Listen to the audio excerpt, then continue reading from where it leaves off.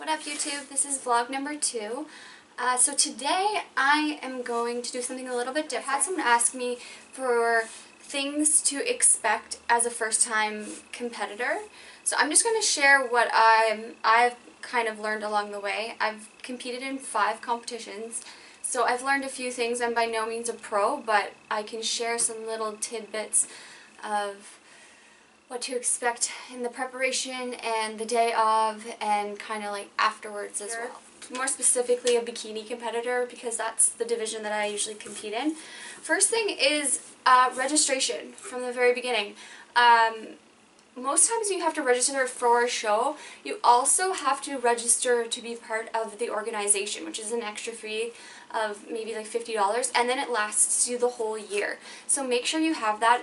Also watch out for late fees, because I don't know if it's between 4 to 6 weeks of the federation that I compete in. It's a $500 late fee, so you definitely don't want to do that, and then yeah, just avoid that at all costs. Tan. The spray tan. Yes, it's ridiculously dark. Why? The lights on stage are so bright, and it will help bring out your muscle tone. Don't worry, everyone does it. You all look like Oompa Loompas. So basically you get a first coat the night before, usually before or after the athlete's meeting. And then you get another coat the next morning super early. I think they start tanning at like 3 or 4 o'clock in the morning. So usually each competition has a host spray tanner. So yeah, usually we'll say that on the website. I definitely recommend going with them. A lot of people will try to do it on their own. I've done it on my own before and it's turned out great, and then I did it on my own another time and it was horrible. Like, the tan was fine, but we ran out of solution halfway through, and you don't want that added stress.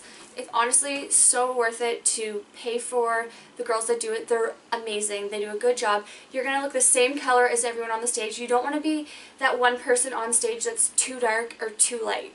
It just sticks out, and it will lose marks. So your tan, everything from your hair, your makeup, your tan, the color of your suit, that your posing, that counts for all just as much as like your hard work and your body. So I mean, it's the complete package. So on the topic of hair and makeup, I have gotten feedback before where they've said my hair was too messy. So make sure you're really polished. Another thing, eyelashes.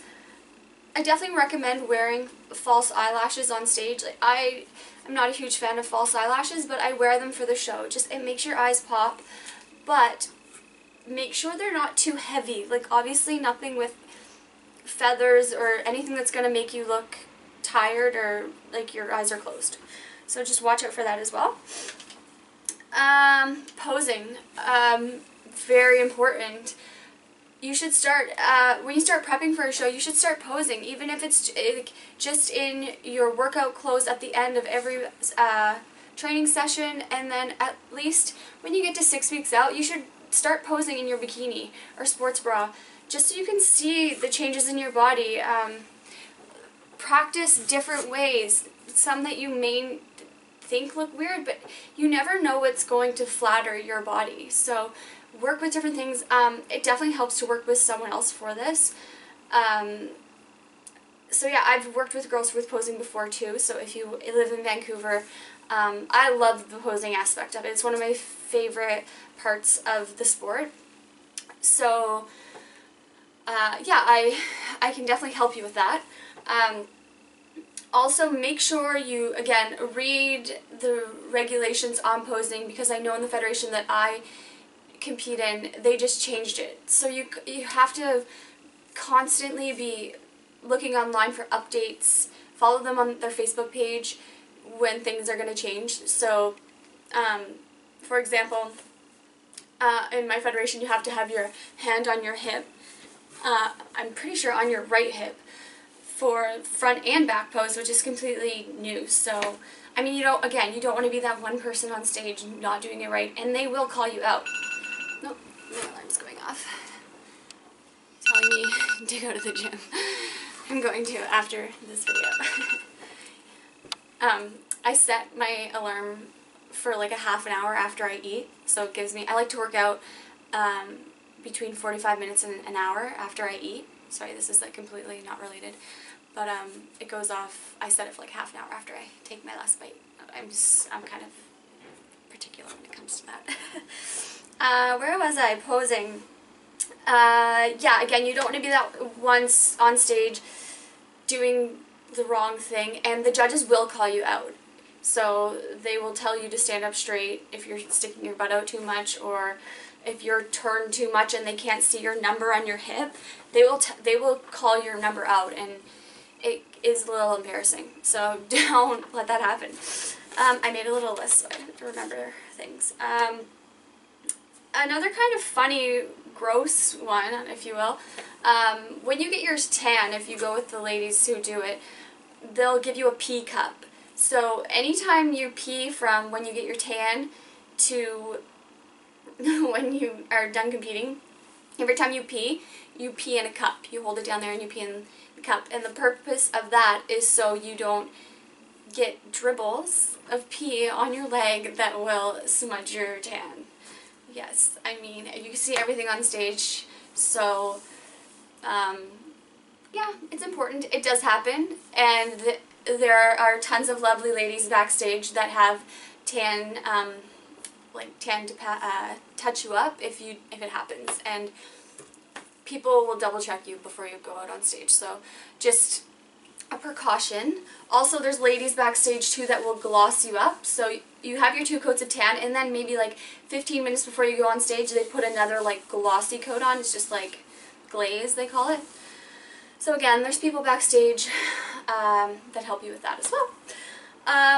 Another funny thing is once you get your tan, do not put deodorant on.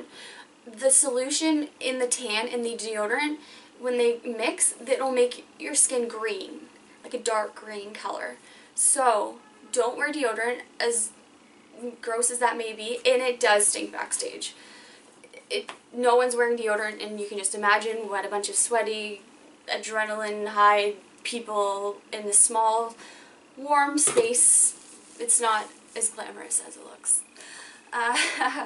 Okay, before my very first competition, I read a ton of books and articles on kind of like what to expect. I mean, it's nerve-wracking. That's why I think this is a great video, because you really don't know what to expect.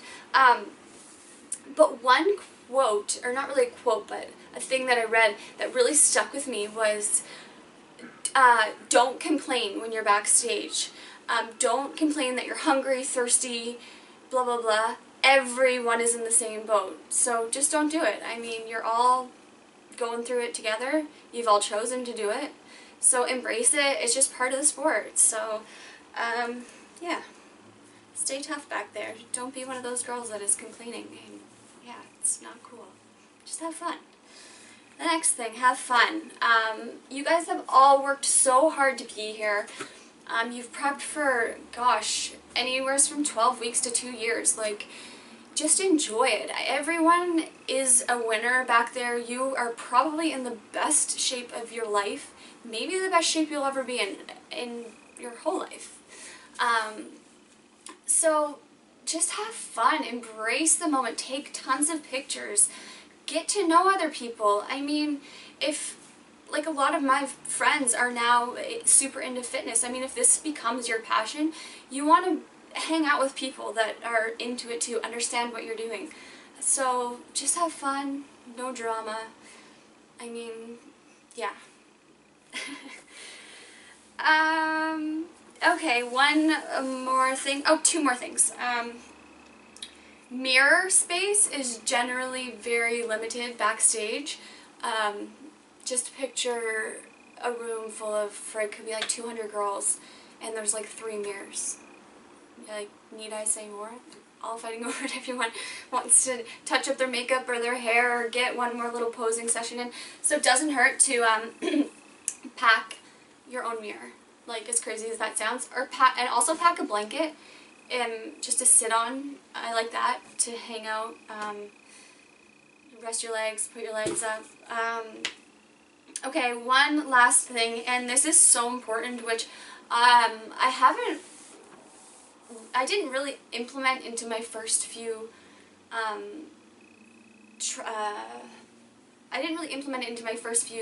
competitions, but now as a trainer, I've kind of learned how to cope with this better, I guess you could say, or how to deal with it, or the science behind it.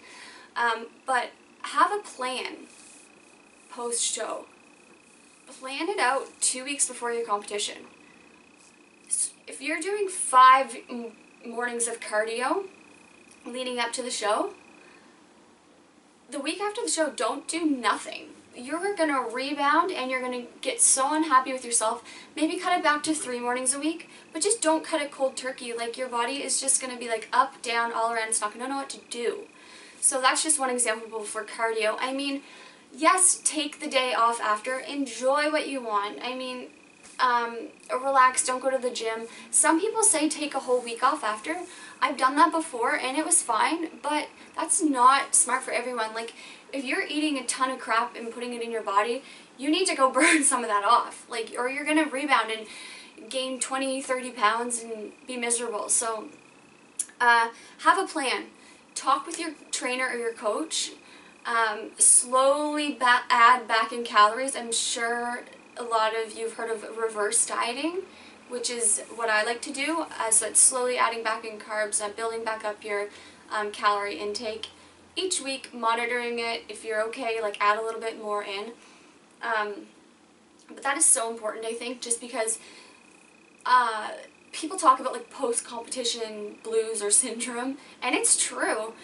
You've put so much time, money, it's an expensive sport, energy into this one day, and then it happens, and then it's over, and you're like, what, like, you've been probably on a regimented diet, like, telling you what to eat every day, or what to train, and then it's like, what do I do? So I can't stress that one enough. I think that's very important, and definitely something that I'm already thinking about. So that's all I have today. I think this is going to be my whole vlog today.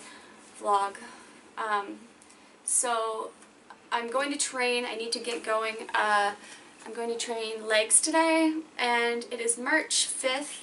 I'm almost 10 weeks away from my show, so let me know. Please like, subscribe to my channel, and let me know in the comments below what you guys want to see next. Alright, have a good day.